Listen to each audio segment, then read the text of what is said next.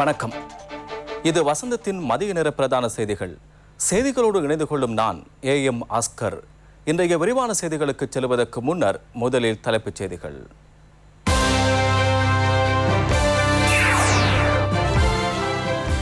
பக்க சார்பாக செயற்படும் போலீசார் மீது ஒழுக்காற்று நடவடிக்கை. பிடியாணை பிறப்பிக்கப்பட்ட சிறைச்சாலை அத்தியட்சகர் சம்பாயோவை தேடி போலீசார் தீவிரம். ETI எதிரிசிங்கவின் நால்வரும் CIDயில் ஆஜர். ஆசிரிய உதவியாளர்களை அதிகரிக்க முடிவதாகின் வகுப்புகளின் மாணவர்களின் எண்ணிக்கையை அதிகரிக்க நீதிமன்றம் அனுமதி. இந்தியாவை உலுக்குகிறது கொரோனா. மும்பையில் குடிசைவாசிகள் 57% கொரோனா தொற்று. அவை நமது முதன்மை செய்திகள். இனி தொடர்வது விரிவான செய்திகள். பிடியாணை பிறப்பிக்கப்பட்டுள்ள நீர்கொழும்பு சிறைச்சாலையின் முன்னாள் சிறைச்சாலை அத்தியட்சகர் அனுரத்த சம்பாயோ இதுவரை கைது செய்யப்படவில்லை. சந்தேக நபரை தேடி நடவடிக்கைகள் முன்னெடுக்கப்பட்டுள்ளதாக போலீசார் தெரிவிக்கின்றனர். முன்னாள் சிறைச்சாலை அத்தியட்சகர் சம்பாயோவை கைது செய்வதற்கு பிறப்பிக்கப்பட்டுள்ள பிடியாணையை உடனடியாக அமுல்படுத்துமாறு நீர்கொழும்பு மேஜிஸ்ட்ரேட் நீதிமன்றம் போலீசாருக்கு நேற்று உத்தரவு பிறப்பித்தது. எவ்வாறாயினும் இச்சிறைச்சாலையின் முன்னாள் 2 பிரதம ஜெயிலர்கள் நேற்று நீதிமன்றத்தில் ஆஜராகினர். இவ்விருவர் உள்ளிட்ட 4 பேரை கைது செய்யுமாறு நீர்கொழும்பு நீதிமன்றம் இதற்கு முன்னர் பிடியாணை பிறப்பித்தது. கைது செய்வதற்கு பிடியாணை பிறப்பிக்கப்பட்டுள்ள நீர்கொழும்பு சிறைச்சாலையின் முன்னாள் பிரதம ஜெயிலர்களான சரத் பண்டார மற்றும் நிசாந்த சேனாரத்ன ஆகிய இருவரும் நீர்கொழும்பு மேஜிஸ்ட்ரேட் நீதிமன்றத்தில் இவ்வாறு ஆஜராகினர். இவர்களை எதிர்வரும் 4ஆம் தேதி வரை விளக்கமறியலில் வைக்குமாறு நீதிமன்றம் உத்தரவிட்டது. கைதிகளுக்கு விசேட சலுகைகள் வழங்கியதாகவே இவர்கள் மீது குற்றம் சுமத்தப்பட்டுள்ளது. சந்தேக நபர்களை கைது செய்வதற்கான பிடியாணை கடந்த 22ஆம் தேதி பிறப்பிக்கப்பட்டது. இதேவேளை தான் கைது செய்யப்படுவதை தடுக்கும் இடைக்கால உத்தரவொன்றை பிறப்பிக்குமாறு கோரி நீர்கொழும்பு சிறைச்சாலையின் முன்னாள் அத்தியட்சகர் அனுரத்த சம்பாயோ தாக்கல் செய்த ரீட் மனு குறித்து எதிர்வரும் 5ஆம் தேதி விசாரிக்கப்படும் என மேன்முறையீட்டு நீதிமன்றம் தீர்மானித்தது. வாக்குமூலம் ஒன்றை வழங்குவதற்காக ETI கம்பெனியின் 4 பணிப்பாளர்களுக்கு குற்றப்புலனாய்வு திணைக்களத்துக்கு வருகை தந்தனர். ஜீவக எதிரிசிங்க, அசங்க எதிரிசிங்க, தீபா எதிரிசிங்க மற்றும் நாலக எதிரிசிங்க ஆகிய 4வருமே இவ்வாறு குற்றப்புலனாய்வு திணைக்களத்திற்கு வருகை தந்தனர். ETI 3 வைப்பாளர்கள் தாக்கல் செய்த வழக்கு விசாரணை எடுத்துக் கொள்ளப்பட்ட போது கொழும்பு மேலதிக மேஜிஸ்ட்ரேட் பிரியந்த் லியனகே இந்த 4வருக்கும் அழைப்பாணை பிறப்பித்தார். பாடசாலைகளில் 1ஆம் தரத்துக்கும் 2ஆம் தரத்துக்கும் 2 ஆசிரிய உதவியாளர்களும் 3ஆம் 4ஆம் 5ஆம் தரங்களுக்கு ஒரு ஆசிரிய உதவியாளர்கள் ஈடுபடுத்தப்பட்டால் மாத்திரம் வகுப்பறைகளில் உள்ள மாணவர்களின் எண்ணிக்கையை அதிகரிப்பதற்கு நீதிமன்றத்தின் அனுமதி கிடைத்துள்ளதாக அமைச்சர் டலஸ் அழகுபெருமை தெரிவித்துள்ளார். ஆசிரிய உதவியாளர்கள் இணைத்துக் கொள்ளப்பட்டால் மாத்திரம் 1வது தரத்திற்கான மாணவர்களின் எண்ணிக்கையை 35ஆக காணப்பட்ட வரையறையை 40ஆக அதிகரிக்க முடியும் என்ற சட்டமாதிபர் திணைக்களத்தினதும் நீதிமன்றத்தினதும் அங்கீகாரம் கிடைத்தது. நாம் இது தொடர்பாக ஆணையாளரிடமும் அனுமதி கோரியிருந்தோம். ஆகஸ்ட் மாதம் 10ஆம் தேதிக்கு பின்னர் இது குறித்து எதிர்கால நடவடிக்கை எடுப்பது சிறந்ததாகும் என அவர் தெரிவித்துள்ளார். எதிர்வரும் 5 ஆண்டுகளுக்குள் நாட்டின் சகல பகுதிகளிலும் காணப்படுகின்ற குடிநீர் பிரச்சினை திருத்தி வைக்கப்படும் என ஸ்ரீலங்கா பொதுஜன பெரமுனவின் தலைவரும் பிரதமருமான மஹிந்த ராஜபக்ச தெரிவித்துள்ளார். வேகம மாவரம் மண்டிய திவேனகும வாராந்த சந்தை வளாகத்தில் இடம்பெற்ற கூட்டத்தில் கலந்து கொண்டு உரையாற்றும் போதே பிரதமர் இதனை தெரிவித்தார். கம்பக மாவட்டத்தில் 50%க்கும் கூடுதலான நீர் விநியோகம் குழாய் நீர் மூலமே வழங்கப்பட்டுள்ளதாக பிரதமர் சுட்டிக்காட்டினார்.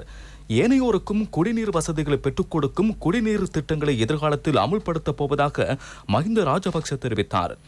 ஜனாதிபதியின் கொள்கைகள் அமுல்படுத்தப்பட வேண்டுமாயின் மொட்டு கட்சி ஆட்சி அமைக்க வேண்டும் என தெரிவித்த பிரதமர் நாட்டை அபிவிருத்தி செய்யக்கூடிய வேட்பாளர்கள் ஸ்ரீலங்கா பொதுஜன பெரமுனவில் மாத்திரமே காணப்படுவதாக தெரிவித்தார்.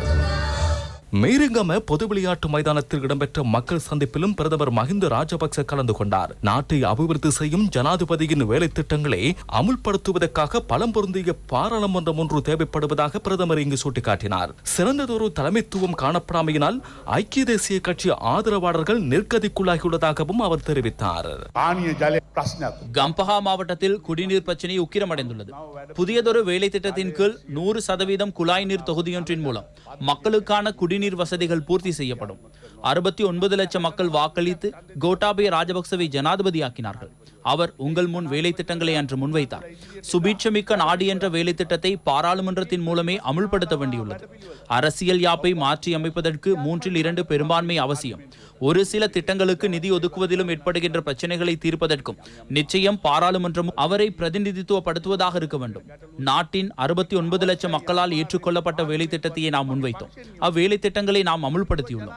எம்முடன் கைகோர்த்து உள்ளவர்களை தேர்ந்தெடுப்பதன் மூலமே இதனை நிறைவு செய்து கொள்ளலாம். පිළිවෙල තමයි අපේ වැඩ පිළිවෙල කියලා අපි බොහොම පැහැදිලිව කියලා තියෙනවා. ඒකින්ද අන්නේ වැඩ පිළිවෙල තමයි අපි ක්‍රියාත්මක කරන්නේ. ඒ පක්ෂයත් එක්ක එකට ඉන්න පිරිසක් අපි පත් කරගත යුතුව තියෙනවා. இரண்டாவது ஐக்கிய தேசிய கட்சி ஒன்று இல்லை என அக்கட்சியின் தலைவர் ரணில் விக்ரமசிங்க தெரிவித்துள்ளார். ராஜகிரிய ஒபேசேக்கிரபுர பகுதியில் இடம்பெற்ற மக்கள் சந்திப்பில் கலந்து கொண்டு உரையாற்றும் போதே அவர் இவ்வாறு தெரிவித்தார். கொழும்பு மாவட்டத்தில் ஐக்கிய தேசிய கட்சி வேட்பாளர்களின் வெற்றியை உறுதி செய்வதற்காகவே இச்சந்திப்பு ஏற்பாடு செய்யப்பட்டிருந்தது. நாம் எல்லோரும் ஐக்கிய தேசிய கட்சிக்கு வாக்களிக்க வேண்டும். ஏனென்றால் இரண்டாவது ஐக்கிய தேசிய கட்சி ஒன்றில்லை. ஒரு ஐக்கிய தேசிய கட்சியே உள்ளதாகவும் மற்றையது இதற்கு எதிரானது என நீதிமன்றம் கூறியுள்ளது. அப்பக்கமே தாவினால் வாக்குகளும் அத்திசைக்கே செல்லும். அதாவது ஜேவிபி மொட்டு போன்ற கட்சிகளுக்கு வாக்களிப்பதை போன்றதாகும். நாங்கள் யதார்த்தவாதிகள் என்று பறைசாற்றிக் கொண்டு திரிந்த போதிலும் நீதிமன்றம் இதனை நிராகரித்தது. இதனை சிந்தித்து சரியாக புள்ளடியிடுங்கள். சிறந்த வேட்பாளர்கள் போட்டியிடுகின்றனர். வீட்டு பொருளாதாரத்தை பலப்படுத்துவதற்கும் கைகளில் பணப்புழக்கத்தை ஏற்படுத்துவதற்கும் ஐக்கிய தேசிய கட்சிக்கு ஆகஸ்ட் 5ஆம் தேதி வாக்களியுங்கள். போதைப்பொருள் வர்த்தகத்தை ஒழிப்பதற்காக சிங்கப்பூரில் அமுல்படுத்தப்படுகின்ற மரண தண்டனை வழங்கும் முறையை தான் அதிகாரத்துக்கு வந்ததை அடுத்து முன்னெடுக்கப் போவதாக சஜித் பிரேமதாச தெரிவித்துள்ளார். கஹவத்த பகுதியில் இடம்பெற்ற மக்கள் சந்திப்பின் போதே அவர் இதனை தெரிவித்தார். ஐக்கிய மக்கள் சக்தி சார்பில் ரத்னபுரி மாவட்டத்தில் போட்டியிடுகின்ற வேட்பாளர்களின் வெற்றியை உறுதி செய்யும் நோக்கில் இச்சந்திப்பு ஒழுங்கு செய்யப்பட்டிருந்தது. போதைப்பொருள் வர்த்தகத்தை ஒழிக்க சிங்கப்பூரில் அமுல்படுத்தப்படுகின்ற சட்ட திட்டங்களை நாம் கொண்டு வருவோம். பிடிபட்டால் என்ன நடக்கும்? மரண தண்டனை கிடைக்கும். சிங்கப்பூரில் ஏன் போதைப் பொருள் இடம்பெறுவதில்லை என்பது குறித்து சற்று சிந்தியுங்கள். நிச்சயம் போதைப் பொருள் வர்த்தகர்களுக்கு மரண தண்டனை விதிக்கப்பட வேண்டும் என அச்சமின்றி கூறுகின்றேன்.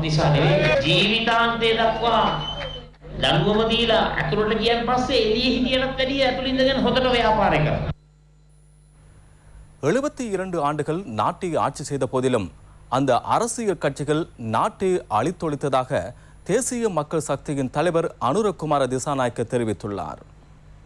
தெஹிவளி பகுதியில் இடம்பெற்ற மக்கள் சந்திப்பின் போதே அவர் இவ்வாறு தெரிவித்தார்.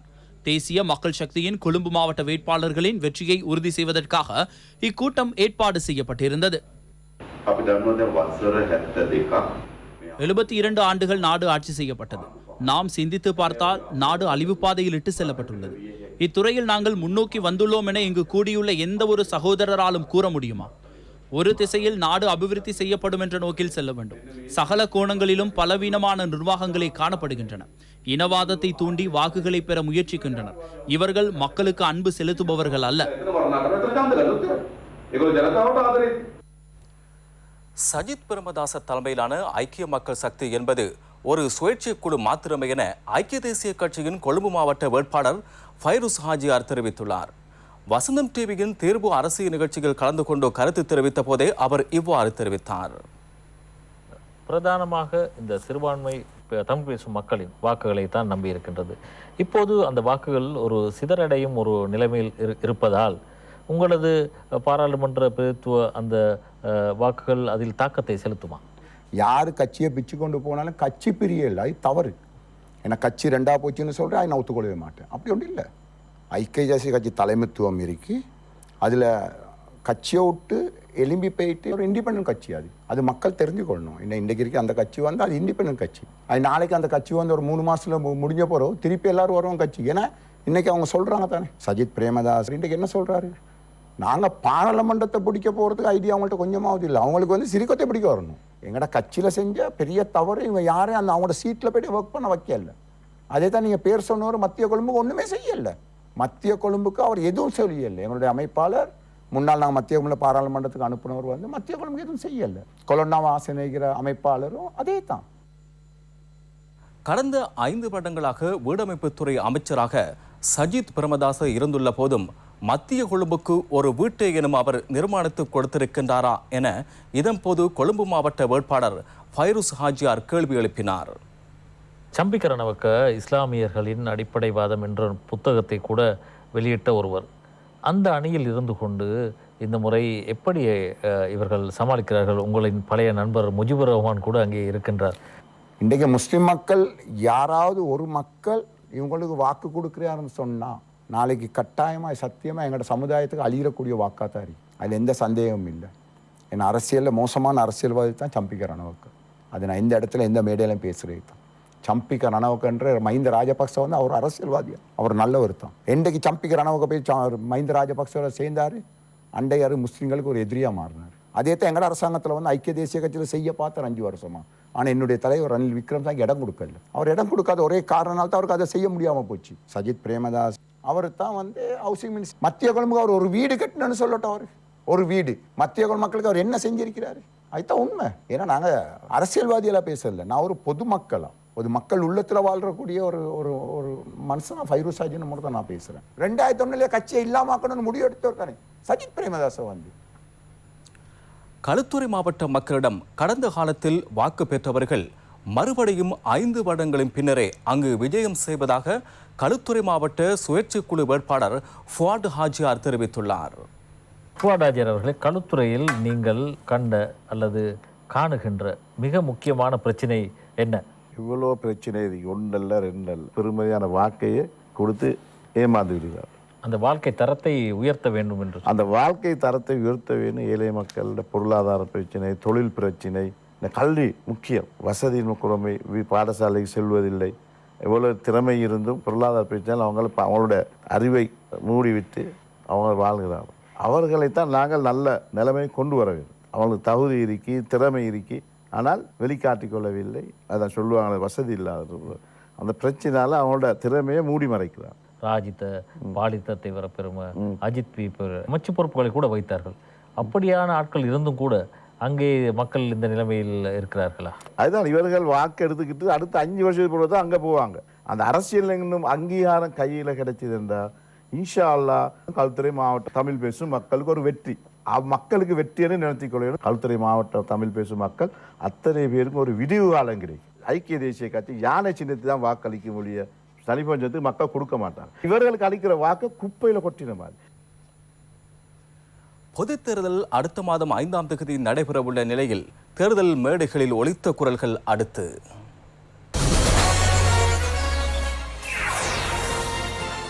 தமிழக சமூகத்தில் நாங்கள் இறுக்கமாக பேசுவதாக இருந்தால் 20 பேரை எங்களோடு நீக்க வேண்டும். நாங்கள் தேர்தலுக்காக உழைத்த கட்சியாக பலர் தேர்தல் காலத்தில் உழைத்து பல தலைமைகளை சொல்லுகின்றார்கள். எமது பாடத்தை நாங்களோடு கௌரவ முடிவுகள் கொண்டு வரும். ஒளிமித்த நாட்டுக்குள் எமது கடமைகளை நாங்களே தீர்மானிப்பதற்கு தேவையான அதிகாரங்களை எங்களுக்கு தரங்கொண்டுதான் நாங்கள் கேட்கின்றோம். ஒரு நியாயமான கோரிக்கை, எவராலும் மனதளிக்க முடியாத கோரிக்கை. கடந்த அரசாங்கத்தை முட்டு கொடுத்து காப்பாற்றி வச்சிருந்தது சம்பந்தம். எங்கேயாவது உலகத்தில் நீங்க சொல்லுங்க, எதிர்கட்சியா இருக்கிறவன் வரவு செலவு திட்டத்துக்கு ஆதரவு அளிப்பான்? ஒரு நாளும் கிடையாது. ஆனா சம்பந்தன கேள்வி உயர்த்திடுவார், உடனே உயர்த்திடுவார். என்ன லஞ்சத்தை பண்ற, காசு கொடுக்குற ஒரு பட்ஜெட்டுக்கும் நம்ம எல்லா பிரச்சனை வரைக்கும் ஓட்டி போய் முட்டு கொடுத்தாரு ரணில காப்பாத்துறது. 25 வயதுடைய இளைஞன் அல்லது யுவதி 3 தரம் தமிழ் தேசிய கூட்டமைப்பு வாக்களித்தால் அந்த வாழ்க்கையே அழிஞ்சு போயிடும். 36 வயதாயிரம் மேல் அடிக்கலாம். அப்ப இப்படியே கணக்கு நமக்கு இங்க இழந்துட்டோம். அதுக்காக தான் மாற்றத்தை உருவாக்கி இருக்கோம். இந்த புரட்சி எங்க போய் முடியணும்? மாகாண சபைக்கு ஒரு தமிழன முதலமைச்சராக கொண்டாமே. நான் இந்த பாராளுமன்ற தேர்தலில் மட்டக்களப்பின் பிரதிநிதியாக தெரிவு செய்யப்பட்டால் எந்த அரசு ஆட்சி அமைத்தாலும் பேரம் பேசி நாங்கள் அமைச்சரவை அந்தஸ்து உள்ள அமைச்சரவை பெற முயற்சி செய்வோம். இந்த நிலை, இந்த தேவை நமது மட்டக்களப்பு மக்களின் அடிப்படை தேவையாக நான் கருதுகின்றேன். நாங்க செஞ்ச வேலைக்கு அவங்க அங்கீகாரம் கேட்கிறோம். சில பேர் ஒண்ணுமே செய்யாம எங்க தாத்தா கண்ட கனவு, எங்க அப்பா கண்ட கனவு, எங்க பாட்டன் கண்ட கனவு சொல்றாங்க. மலையத்துக்கு கனவு கண்ட திகாம்பரம் அது நினைச்சுக்கொள்ளாங்க. நீங்க மனசுத்தோடு சொல்லுங்க. நீங்க நல்லாட்சின்னு சொல்லி ஒரு கூட்டம் வந்துச்சு. அவங்களோட வேலை செய்ய முடியாதுன்னு இப்ப டெலிபோனோட சேர்ந்து இன்னொரு கூட்டம் வருது. அவங்களுக்குள்ளே ஒத்துமை இல்ல. அப்ப எப்படி இந்த நாடை ஒத்துமையா முன்கொண்டு செய்ய போறாங்க? அப்ப எப்படி இங்க அபிவிருத்தி வர போகுது? ஆளுங்கட்சியில இருக்கும் போதே வேலை திட்டங்களை செய்ய முடியாதவங்க எதிர்கட்சியில இருந்து எப்படி வேலை திட்டங்களை செய்ய போறாங்க? நிலைமை நல்லா இல்ல. இன்னும் வேதாளம் முருங்கை மரத்துல ஏறல ஜரா வைத்தாத மட்டும்தான் முடிஞ்சிருக்குது. 5ஆம் தேதி எங்க சமூகத்தினுடைய, எங்களுடைய சமயத்தினுடைய, எங்களோட சிறுபான்மை மக்களுடைய தலைவிதியை நிர்ணயிக்க வேண்டிய பொறுப்பு உங்களுடையது. ஐக்கிய தேசிய கட்சியின் பிரிந்து சென்றவர்கள் கூறுகிறார்கள், நாங்கள் தான் இந்த வேலைகளை செய்தோம் என்று. ஆனால் இவர்கள் மறந்துவிட்டார்கள், அந்த நேரத்தில் ஐக்கிய தேசிய கட்சியுள்ளு தான் நாங்களும் இருந்தோம், ஐக்கிய தேசிய கட்சி மூலமாகத்தான் நாங்கள் இந்த வேலைகளை செய்தோம் என்பதை இன்று அவர் கூறுகிறாரும் இல்லை, அதை மறந்துவிட்டார்கள். நீங்கள் முயற்சி செய்வீர்கள், வெற்றி பெறுவீர்கள் என்பதில் எங்களுக்கு எந்த ஒரு ஆபோசனையும் இல்லை. ஆனால் இருந்த இடத்தை தின்னிடத்தை மறப்பது ஆக மோசமான ஒரு தன்மை என்பதை இந்த இடத்தை கூற வேண்டும். இந்த தேர்தலிலே பேசு பொருளாக ஒரு சிறுபான்மை தலைமைத்துவத்தை பறிகொடுத்து 3/2 பெரும்பான்மையை பெறுவதற்கு அரசு திட்டமிட்டிருந்ததை நீங்கள் அறிவீர்கள். கற்பனையில் கூட நாங்கள் எண்ணியிராத குற்றங்களை, அபாண்டங்களை எங்கள் மீது சுமத்தினார்கள். உங்களுடைய குடும்பத்தவர்கள் கைது செய்யப்பட்டால் அது முஸ்லிம்களுடைய பிரச்சனை என்று காட்டுகிறீர்கள். உங்களுக்கு இந்த மெயின் ரோட்ல இருந்து அடுத்த மெயின் ரோட் வரை காணி, அந்த காணி மணி லாண்டரிங் எப்படி வந்தது, அதிக சொத்து சேர்ப்பு எப்படி வந்தது என்று வரும். அவருக்கு 1000 கோடி பணம் எப்படி வந்தது இத்தனை வருஷத்தில் என்று கேள்வி வந்தால் அது முஸ்லிம்களுடைய பிரச்சனை அல்ல. பெரும்பான்மை மக்களுக்கு முஸ்லிம் மக்களோட கோபம் இல்லை.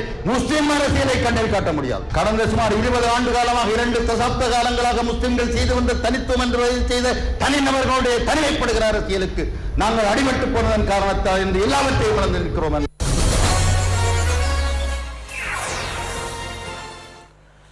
இன்றைய தினத்தில் இதுவரை எவ்வித கொரோனா தொற்றாளர்களும் இனம் காணப்படவில்லை என கோவிட்-19 பரவலை தடுக்கும் தேசிய செயற்பாட்டு மையம் அறிவித்துள்ளது.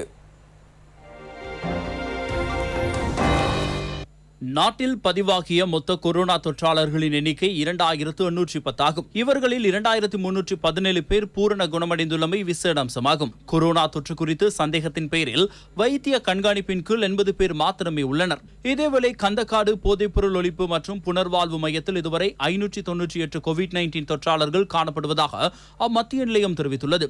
அபுதாபியிலிருந்து 40 பேர் இன்று காலை நாடு திரும்பினர். டோஹாவிலிருந்து 2 சென்னையிலிருந்து 77 பேரும் இன்று முற்பகல் நாடு திரும்பியதாக கோவிட்-19 பரவலை தடுக்கும் தேசிய செயற்பாட்டு மையம் தெரிவித்துள்ளது. இவர்கள் அனைவரும் முப்படையினரால் நடாத்தப்பட்டு வருகின்ற தனிமைப்படுத்தல் முகாம்களுக்கு அனுப்பி வைக்கப்பட்டுள்ளனர். இதேவேளை இன்று அதிகாலை 1:40 மணியளவில் கட்டாரிலிருந்து வருகை தந்த 32 பேரும் PCR பரிசோதனைக்கு உட்படுத்தப்பட்டதை அடுத்து தனிமைப்படுத்தல் முகாம்களுக்கு அனுப்பி வைக்கப்பட்டனர்.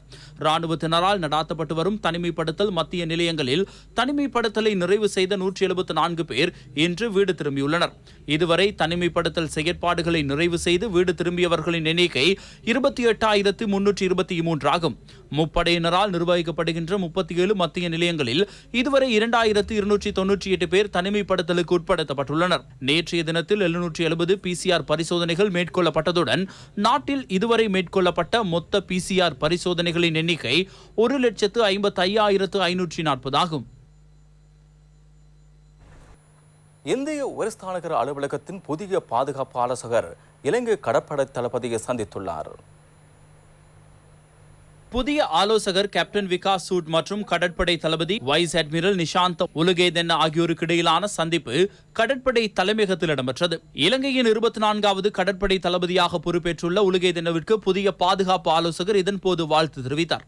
இரு நாடுகளுக்கும் இடையில் காணப்படுகின்ற நீண்டகால உறவுகள் குறித்தும் இதன்போது கலந்தாலோசிக்கப்பட்டது. இச்சந்திப்பை நினைவு கூர்ந்து நினைவு சின்னங்களும் பரிமாறப்பட்டன. திருடப்பட்ட பொருட்களுடன் 4 சந்தேக நபர்களை நுகைகொட பிராந்திய குற்றத்தடுப்பு பிரிவு கைது செய்துள்ளது. இப்பகுதியில் போதைப் பொருளுக்கு அடிமைப்பட்டவர்களால் திருடப்பட்ட பொருட்கள் இவ்வாறு கைப்பற்றப்பட்டன. அம்புல்தெனிய பகுதியில் 550 மில்லிகிராம் ஹெரோயின் போதைப் பொருளுடன் சந்தேக நபர் ஒருவர் கைது செய்யப்பட்டார். அவர் விசாரணைக்கு உட்படுத்தப்பட்ட போது இப்பகுதியில் இடம்பெற்ற திருட்டு சம்பவங்கள் மற்றும் சட்டவிரோத செயற்பாடுகள் குறித்து தகவல்கள் வெளிவந்தன. இதற்கமையவே இச்செயற்பாடுகளுடன் தொடர்புபட்ட மேலும் 3 சந்தேக நபர்கள் கைது செய்யப்பட்டனர். வசந்தத்தின் இன்றைய மதிய நேர பிரதான செய்திகள் நிறைவுக்கு வருகின்றன. எமது அடுத்த பிரதான செய்தி அறிக்கையினை இன்றிரவு 8 மணிக்கு எதிர்பாருங்கள். வணக்கம்.